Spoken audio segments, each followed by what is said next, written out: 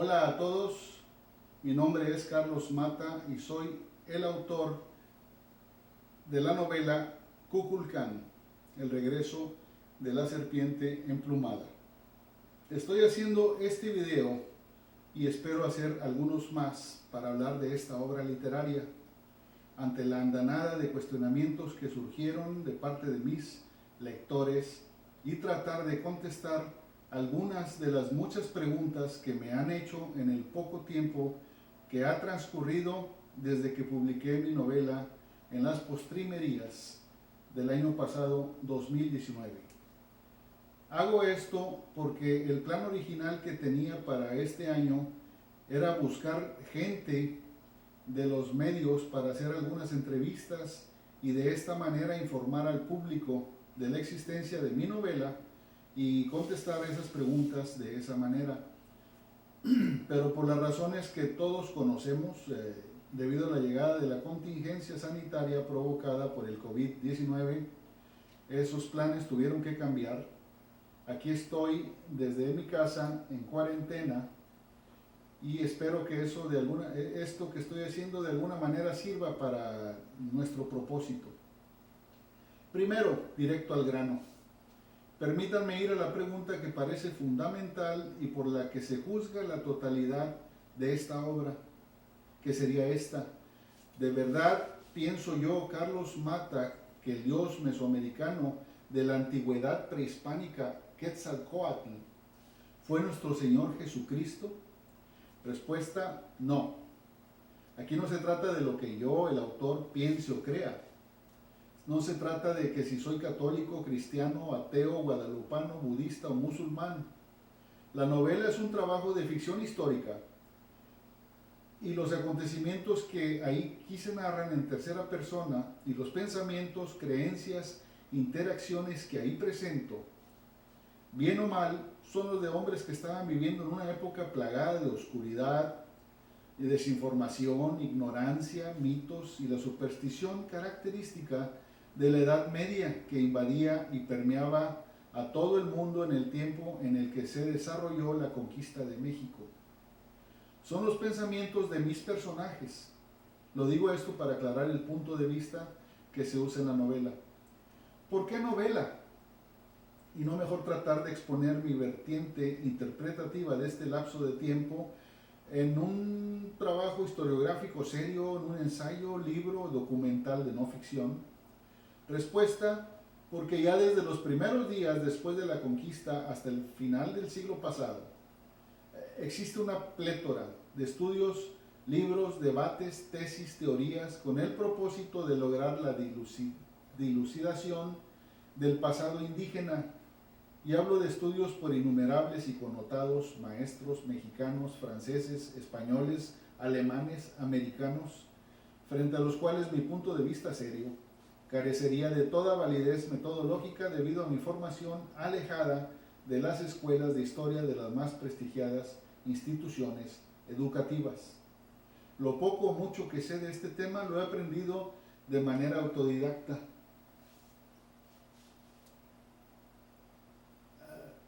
Ya me perdí. Como lo hacemos casi todos los escritores y lectores.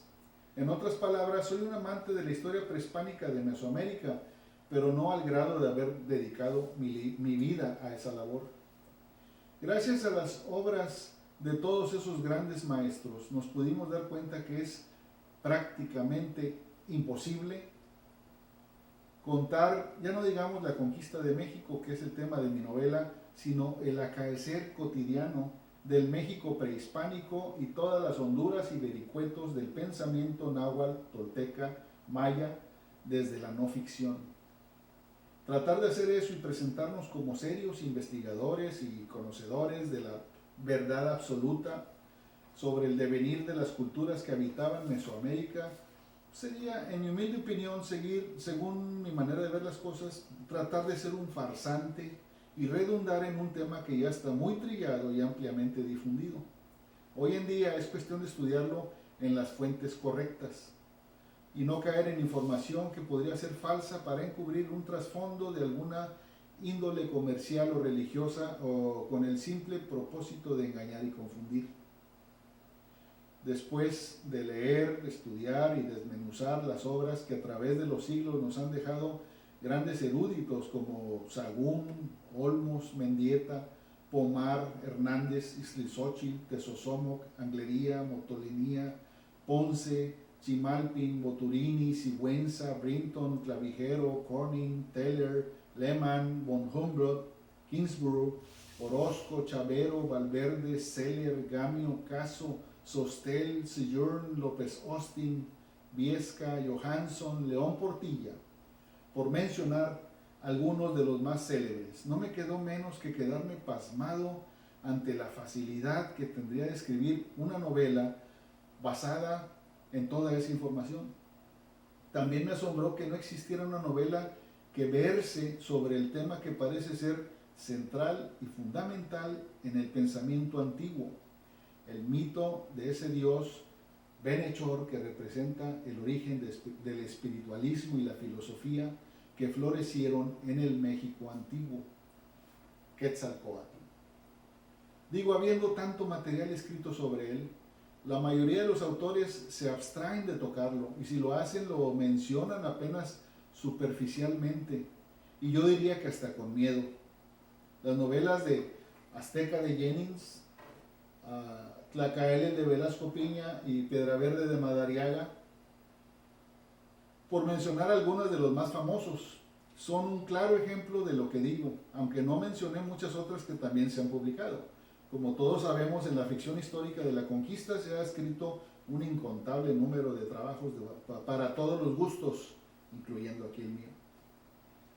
A mí me bastó la autoridad de esos hombres que ya he mencionado, los historiadores, no los novelistas, quienes dedicaron sus vidas a diseccionar las ideas cosmogónicas de los nahuas y sus ancestros, para saber que no tendría que adentrarme en estudios más profundos para intentar develar algún nuevo arcano que sacuda los cimientos de nuestro acervo cultural. Hay mucho material en lo que ya existe. Yo podría fácilmente escribir una trilogía de novelas, ese es el plan, basadas en la confrontación que hubo entre la facción que promulgaba la mística guerrera del pueblo del sol, es decir, las doctrinas de Tlacaele y su visión terrorífica y sanguinaria, en su lucha por imponerse, allegarse el control del imperio y dominar hasta casi suprimir a los contrarios, quienes eran las huestes que pugnaban por sostener el pensamiento antiguo tolteca, los tlamantinine, los sabios, los filósofos de Netzahualcóyotl. En mi novela, a eso le llamo la lucha eterna entre bien contra el mal, representados en los mitos cosmogónicos antiguos por Quetzalcóatl y Tezcatlipoca. La visión huichilopóstlica de los mexicas, como la llamó don Miguel León Portilla, uno de los más grandes estudiosos de los antiguos mitos teogónicos, cosmogónicos y antropogénicos. Aquí tengo dos obras de él, los Huehuetlatoli y los antiguos mexicanos.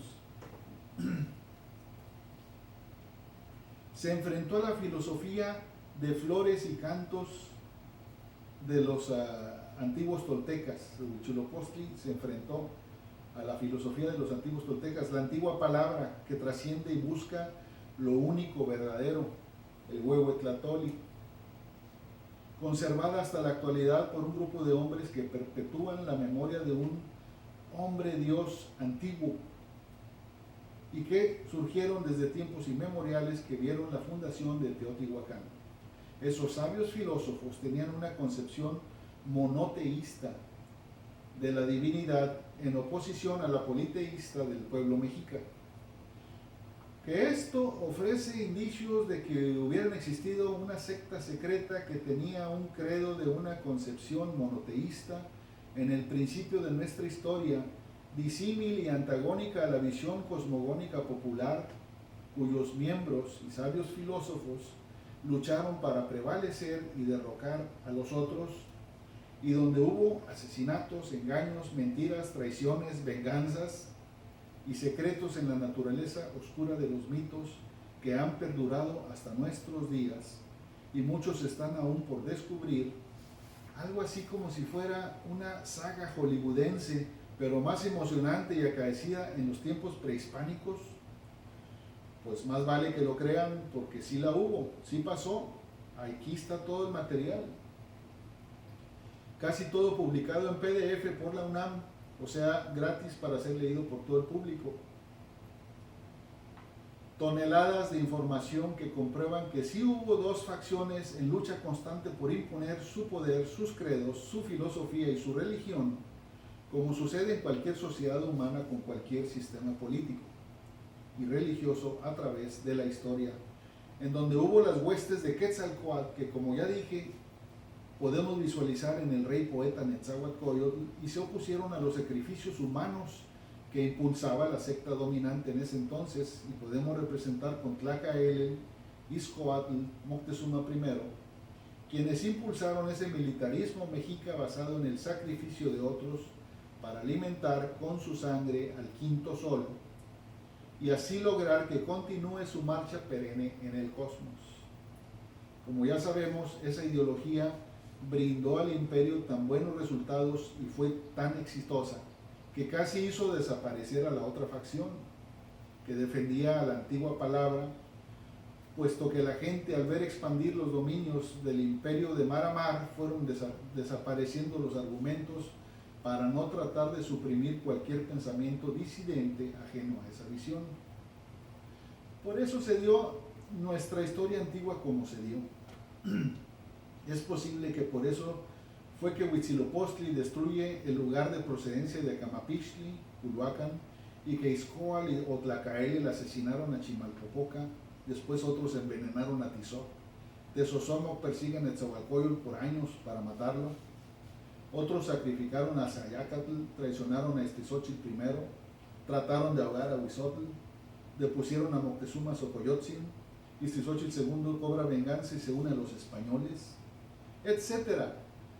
Hubo una gran cantidad de reyes y nobles que traicionaron y mandaron matar padres, hermanos, hijos, esposas, tíos, sobrinos, en esa lucha de dos facciones antagónicas por allegarse el poder del imperio.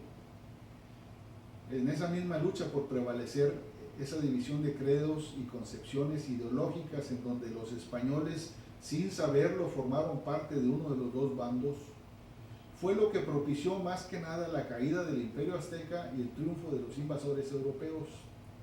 En mi opinión, no fue la ambición por el oro o la supuesta capacidad de manipulación y la forma de dividir para vencer del capitán general, ni tampoco la supuesta cobardía o fanatismo del rey azteca que la historia oficial le colgó en una manera fácil de juzgarlo, mucho menos el supuesto valor desmedido o el afán de traer la cruz de Cristo a los indios paganos de un grupito de hombres muy valerosos, eso sí, pero no locos para pensar que a sabiendas del porcentaje ínfimo de posibilidades, ya no digamos de triunfar en la conquista, sino de sobrevivir en el intento, pudiera ser el factor clave para lograr esa hazaña que lograron.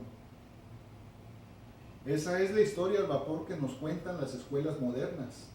Hay mucho oculto en ese devenir. Y en mi novela me atreví a proponer una nueva versión, una nueva posibilidad de cómo pudieron haber pasado las cosas y que podría explicar todo lo que hasta hoy parece ser inexplicable. Recalco otra vez, lo hago desde la comodidad de la ficción histórica, que me permite proponer esas cosas sin el riesgo de correr la misma suerte que corrió, por ejemplo, el padre Mier en 1794, quien después de presentar su idea de que según sus apreciaciones el apóstol Santo Tomás era el que había predicado el evangelio a los antiguos toltecas y lo llamaron Quetzalcóatl y lo representaron como una serpiente emplumada.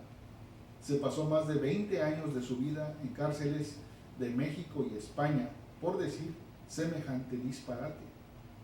Todo por no pensar que las autoridades y la iglesia de esos tiempos no estaban listos para esa conversación.